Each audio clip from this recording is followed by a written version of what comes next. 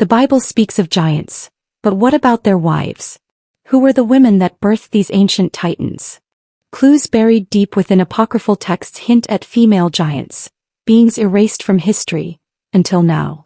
Could these women have been divine, or demonic? And what secrets did their blood pass down? This is just the beginning. Subscribe to uncover the full truth behind the wives of the Nephilim. The Book of Enoch speaks of 200 fallen angels, the Watchers who made a pact to descend to earth. Their goal? To take human wives. But what kind of women would attract celestial beings? Genesis 6 verse 2 reveals, "The sons of God saw that the daughters of men were fair, and took them as wives." These women weren't just beautiful, they were chosen for something far more ancient. These unions were forbidden, not just by God but by the natural order. The result? Beings of immense power, the Nephilim. But what happened to the mothers? While male giants are mentioned repeatedly, female giants remain shrouded. Why is the Bible nearly silent about them? Who erased them from history? The Dead Sea Scrolls include a mysterious book called the Book of Giants. It speaks of beings like Gilgamesh and others, possibly female. These ancient hints may reveal more than we think. Jewish mysticism mentions Istihar, a woman who defied the Watchers and was transformed into a celestial being. Could she have been the prototype of a female giant? What if female giants carried the Nephilim bloodline? They weren't just mothers. They were vessels of hybrid power, preserving the forbidden DNA across generations. Some scholars speak of tribes of women hidden from the patriarchal records, warrior women of enormous size who disappeared after the flood. In ancient Canaan and Mesopotamia, powerful female figures were worshipped, some of them larger than life. Were these myths inspired by real giant women? The flood was meant to wipe them out, but some survived. Could the wives of giants have been among them, carrying the blood of the Watchers into future generations? The Anakim were a race of giants mentioned in Deuteronomy. If the males were warriors, who were the females? Could they have lived among humans? The Rephaim were giant remnants feared in battle. Some midrashic texts suggest queens among them, female leaders with supernatural strength and wisdom. Across Mesopotamia and Egypt, female figures in art are shown towering over men. Could this be stylized symbolism, or hidden history? We know Goliath. But who was his mother? If Goliath was nearly 10 feet tall, what does that say about the woman who birthed him? Enoch tells of the Watchers teaching sorcery, charms and weaponry to their wives. These weren't passive women, they were dangerous allies. Could modern genetics hide traces of giants? Some fringe researchers claim certain mitochondrial DNA strands trace back to something inhuman. What if the wives of giants were among those who built the Tower of Babel? A united force of giant blood building upward, not just in defiance but in survival.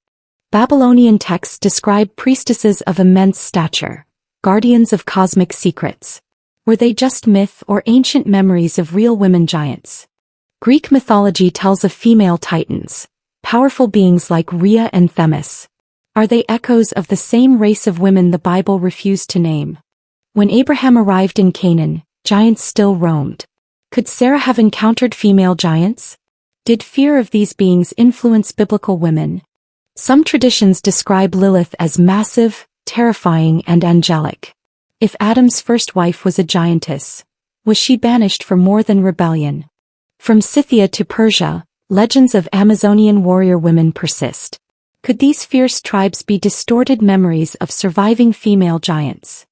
Archaeologists have found massive femurs and skulls in sealed caves. Some too large for any known hominid. But where are the female remains? King Og of Bashan was a giant with a bed 13 feet long. Was there a queen of Bashan? If so, what power did she hold? Mount Hermon is where the Watchers descended. But who met them there? The Book of Jubilees hints at willing women, who became something more. Tales from Africa to South America speak of tall, powerful women living in mountains or forests. Are these just stories, or memories of a forgotten matriarchy?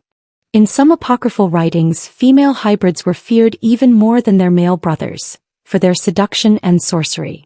If female giants were taught magic by angels, could that be the source of ancient witchcraft, mystery schools founded by beings of enormous power?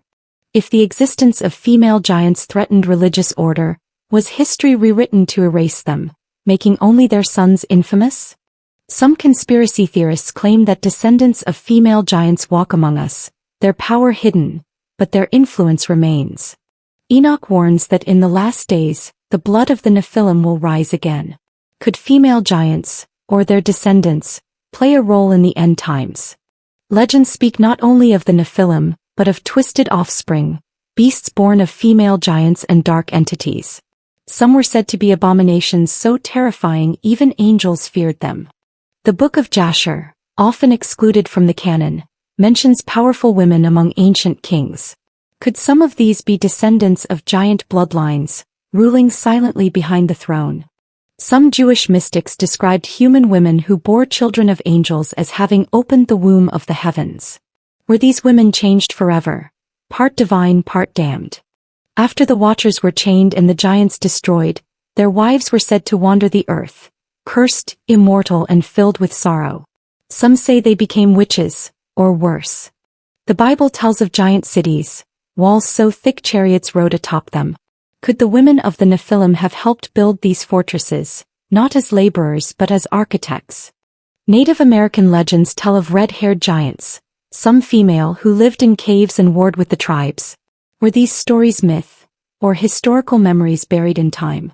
Plato spoke of divine rulers in Atlantis. Some modern theorists believe giant queens ruled its temples, keepers of ancient energy and lost knowledge. Ancient mariners feared sirens, giant women of the sea who lured ships with divine voices. Could they be a form of female Nephilim, surviving beneath the waters? The Book of Revelation speaks of beasts rising in the last days. Could female giants be their origin, mothers of monsters prophesied to return before the end? Genesis hints at beings who could appear as men, or angels. Some believe female giants could also disguise their form, hiding in plain sight for generations. Some fringe theologians suggest Mary's bloodline was protected and divine. But what if it wasn't just heavenly? Could there have been ancient giant blood in the mother of Christ? Texts like Enoch and Jubilees mention giants leading humans into war. Could female giants have been generals, commanding armies and controlling empires from behind the veil? Revelation speaks of giants and beasts returning in the end times. Could the female giants be the gatekeepers, hidden until their prophecy awakens them? The ancient world once feared feminine power. But in the end times, many believe the divine feminine, possibly in giant form, will return to restore balance, or bring destruction. Some say elite bloodlines trace back to Nephilim women, goddess queens worshipped in secret. If true, the world's most powerful women may not be entirely human. Just before the Great Flood, the last of the female giants stood watching as the skies darkened. Some say her name was Nahaliel, stream of God. She was said to possess knowledge the angels feared and the earth mourned. Her final act? Burying scrolls beneath stone never to be seen again, until now. The Sumerians worshipped Inanna, a goddess of war, love, and terrifying power. She was described as large, radiant, and unapproachable by mortals. Some researchers believe she wasn't metaphorical, but a female giant who ruled Mesopotamia long before the Abrahamic Age. In the 1800s and early 1900s, newspapers across the world reported discoveries of giant skeletons, including female remains, quickly seized or dismissed by major institutions. Why would such discoveries be erased so quickly? And who benefits from hiding the truth? The Book of Enoch tells us the Watchers taught their wives enchantments and root cuttings. These weren't ordinary women, they were transformed, empowered, and feared. Over time they became the sources of myths about witches, priestesses, and even demonic queens. What if the divine feminine once had a physical form, giant women carrying divine energy, suppressed by patriarchal traditions? Could the sacred feminine, buried beneath centuries of fear, have been literal beings, giants that walked with gods? The Bible says the Nephilim were on the earth, in those days and afterward. If male giants re-emerged post-flood, what about the daughters? Some say they hid among humans, marrying kings, shaping nations from behind thrones. In some early Christian sects, female angels were venerated, tall, powerful, and radiant. But over time the church suppressed these accounts. Could these have been misunderstood female giants, mistaken as divine? Babylon was the cradle of civilization and rebellion. Some esoteric texts suggest a queen Nephilim, descendant of angelic blood, helped build its foundations, introducing magic, power, and the secret arts. Several apocryphal writings hint that female giants demanded blood to maintain power. Some tribes worshipped them with offerings, mistaking them for goddesses. But were these sacrifices payment or protection? Esther saved her people, but her beauty and power were legendary. Could she have been more than human? Some rabbis suggested she was descended from a pre-flood bloodline, chosen not just for politics but for her hidden strength. What if the survival of Nephilim wasn't through war, but the womb?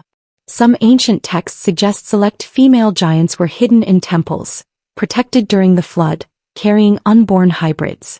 This theory, the hidden womb, may explain the resurgence of giants in post-flood scriptures. King Solomon had hundreds of wives, including mysterious foreign princesses. Some believe one of them came from a forgotten race, tall, glowing-eyed, descended from the Anakim. Could his legendary wisdom have come from a union with forbidden blood? On the island of Delos, Greeks spoke of a female oracle so tall she was mistaken for a goddess. She predicted the fall of empires and then vanished. Was she one of the last female giants hiding in the open as a seer?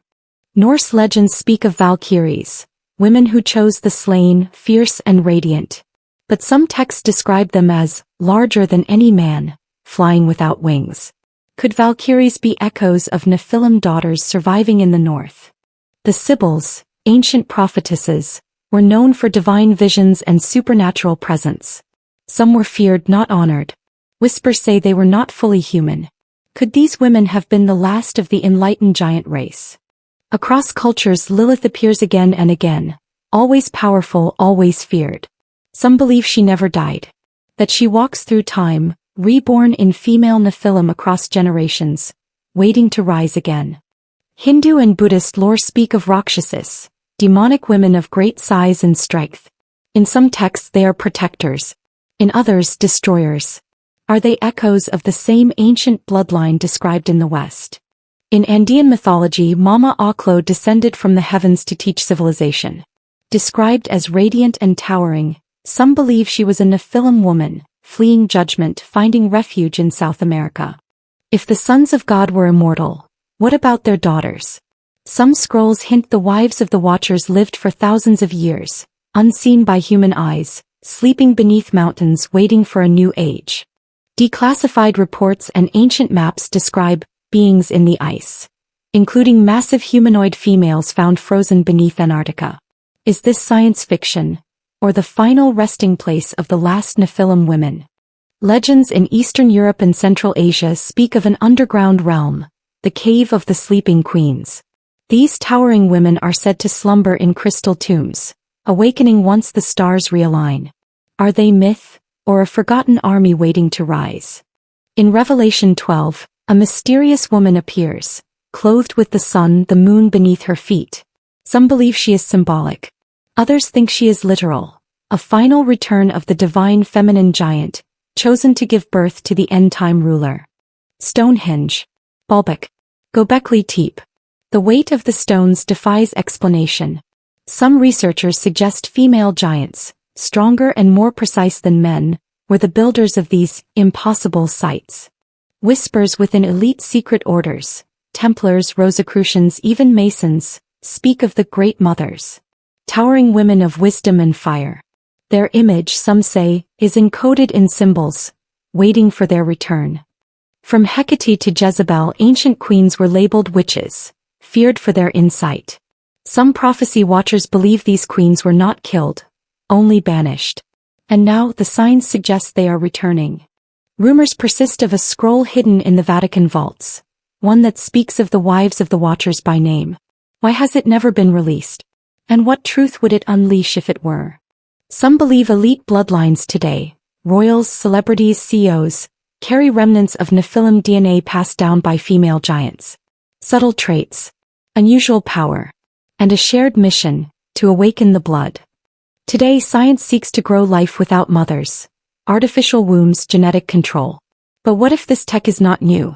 Ancient female giants may have passed down secret knowledge, and now it's resurfacing. Some believe a new Babel is rising, not of stone but of AI, transhumanism and hidden bloodlines. The tower is being rebuilt. But who's at the top? A man, or a woman? A prophet, or a giantess? The signs are converging.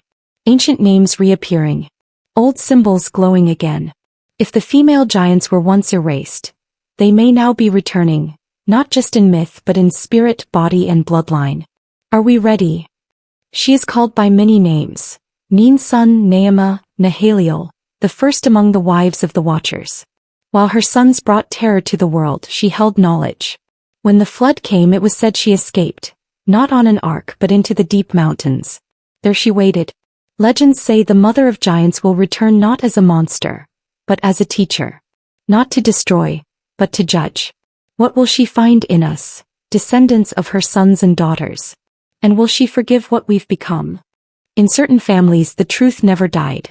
In secret halls and candlelit libraries, records were kept, of ancient matriarchs, of sons born to angels, and of women who glowed in the night. DNA studies have hinted at anomalies, genetic markers that resist disease, amplify perception and enhance fertility. In whispers, these people are called the blooded. They may not know their origins, but their instincts remember. And when the time comes, they will hear the call, like drums buried under stone, growing louder. Buried deep beneath the Vatican lies a sealed tomb, older than the church itself. Some say it was uncovered during renovations in the 1940s. Inside, a perfectly preserved female skeleton, over 12 feet tall, surrounded by inscriptions in Enochian script. The story was suppressed, the tomb resealed, and the workers sworn to silence. But one photo remains, circulated through underground forums. It's been dismissed, debunked, and yet no one can explain the symbols etched in blood. If the church has protected her resting place, the question remains, why?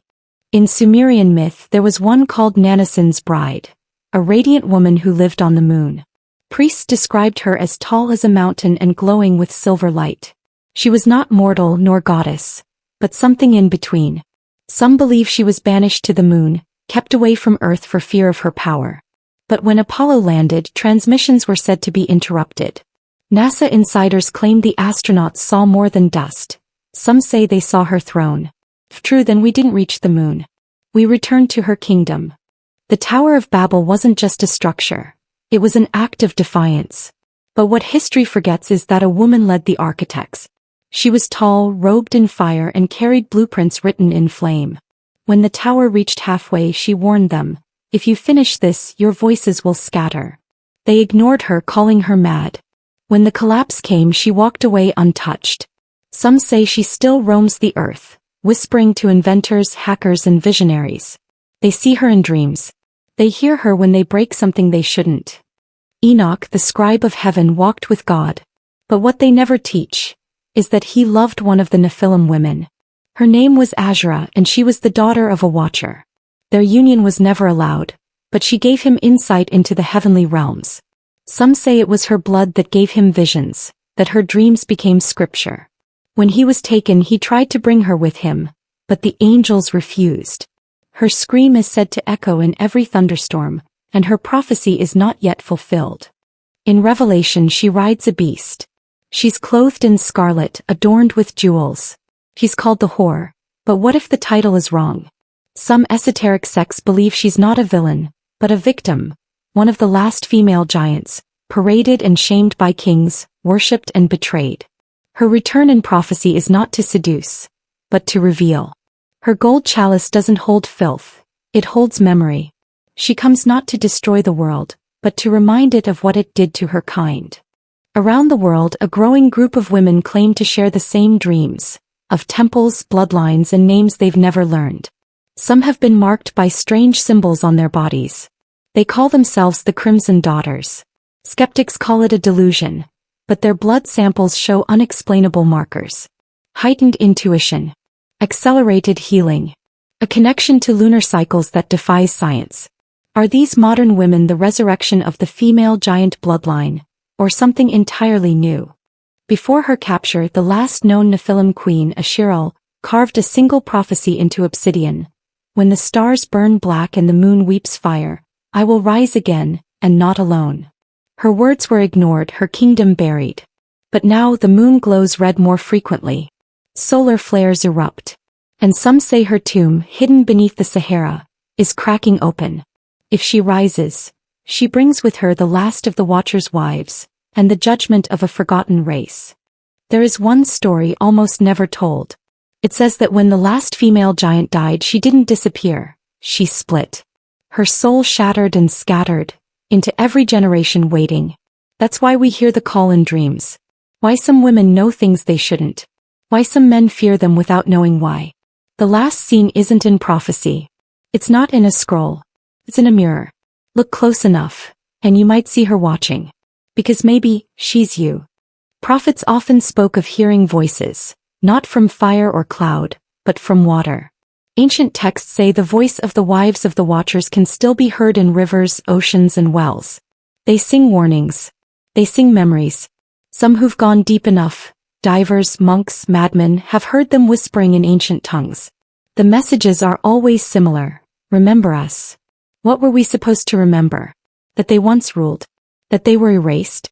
Or that they're not gone? In the highlands of Armenia, an isolated village never allows outsiders.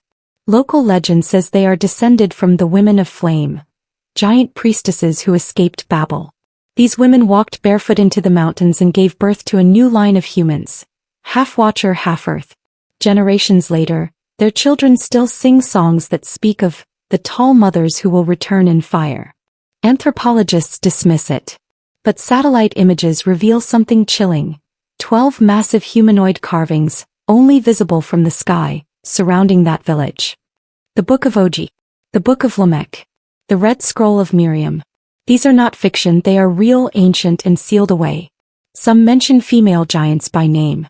Others describe their rituals, their heartbreak, their rebellion. One scroll claims Eve herself was warned, not about fruit, but about daughters who would return. These books aren't lost. They're locked. If truth brings power, then what kind of truth makes even the Vatican afraid? Before cities, before language, Earth was a womb. And the daughters of the sky, female giants, Watchers' wives, were its midwives. They walked the forests like gods. Animals followed them. Winds bent to their breath. Their children shaped the first tribes. But humanity betrayed them, turning reverence into fear and fear into silence. Earth remembers. That's why her storms howl like their voices. That's why the old trees lean toward the stars. Because once, this planet belonged to them. They could have ruled. They could have burned empires down. But they hid.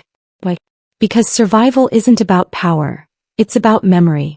The wives of the Watchers became myths, then monsters, then shadows. And all the while they waited, for a time when the world would be too distracted to notice them return. That time is now. While we scroll, they awaken. While we build towers of data and steel, they gather beneath volcanoes, under mountains, behind our dreams. They don't need armies. They only need remembrance. Not everyone feels it, but some do. A fire under the skin. A sense that something ancient beats behind your heartbeat. These are the daughters of the flame. Some become healers. Some become outcasts. Some are silenced by institutions. Others go quietly mad. But one thing is always true. They dream the same dream. Of a woman taller than mountains, whispering their name in a language they've never learned, but deeply understand. If you felt this, you're not alone. In 1997, a geologist in Turkey uncovered something bizarre. An underground cavern lined with 36 massive rib cages. Female pelvis bones, estimated to be over 9 feet wide, arranged in a circular pattern. Before the data was published, the site was shut down by military order. But the local shepherds knew what it was. The Bone Choir. A resting place for fallen queens. They say if you listen at night, you can hear them singing. In harmony. In sorrow. In rage. A final prophecy found in a long-lost gospel of the Nazarene reads, "And in the last days a daughter shall speak, not with words but with memory. And the world will split not in fire but in truth." Many believe this refers to a girl who will be born with the full memory of the giants. Every name, every betrayal, every act of love. She will not rise with force, but with knowing. And when she speaks, the towers of men will shake, not because she roars but because she remembers. And so the moment comes, not with flames, not with war, but with one question asked to every soul: what did you do with the truth? The wives of the watchers were not monsters. They were mothers, scholars, queens, victims, warriors, and we forgot them, erased them. Now they return not to punish but to watch. And they will not speak. They will only look. And in their gaze we will know what we are. This isn't myth. It's memory. You weren't told this in school, church, or books, because you were never meant to remember. But now you do. You've heard their names. You've felt their presence. You've seen their stories unfold. So ask yourself, why now? Why are you watching this? Who led you here? Maybe, just maybe, the blood sings louder in you than you knew. Maybe you are the descendant of something forgotten. And if that's true, then this isn't the end. It's your beginning.